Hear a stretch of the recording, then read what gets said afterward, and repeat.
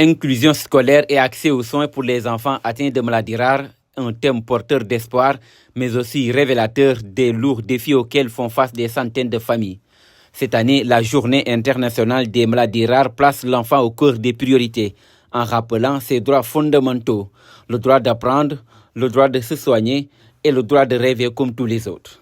Parce qu'on a constaté que le milieu scolaire, c'est un milieu de base qui est très important au Sénégal et surtout pour les enfants.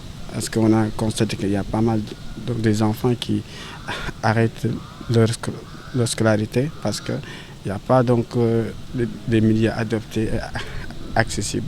Aujourd'hui, on a pris un modèle comme le centre Talibou Dabo.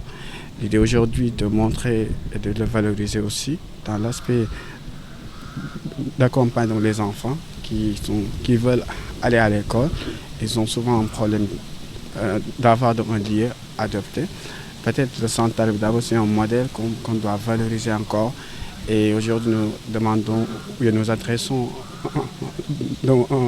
un message fort à nos autorités. Pour relever ces défis, l'accent est désormais mis sur l'implication directe des patients dans leur propre prise en charge.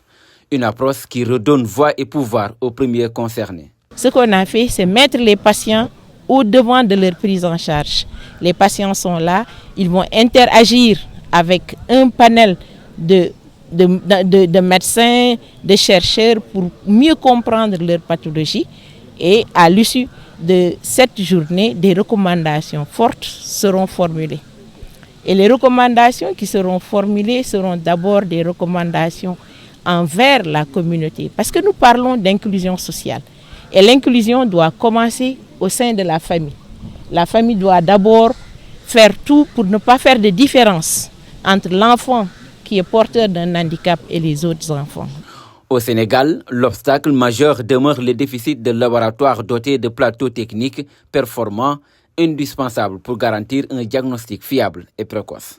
L'état des lieux au Sénégal, c'est qu'il y a très peu de laboratoires disposant d'un plateau technique qui permettent de faire un diagnostic génétique. Donc il est important que ces plateaux-là soient renforcés et qu'un maillage puisse être fait sur tout le territoire. Nous allons travailler avec l'association Taxawu Mame et avec tous les experts dans le domaine pour que ce diagnostic génétique puisse être disponible au Sénégal. À l'issue de la rencontre, un comité scientifique et médical composé de médecins et d'experts sera mis en place. Sa mission, renforcer la recherche, améliorer le diagnostic et optimiser la prise en charge des patients atteints de maladies rares afin que l'espoir affiché se transforme enfin en action concrète.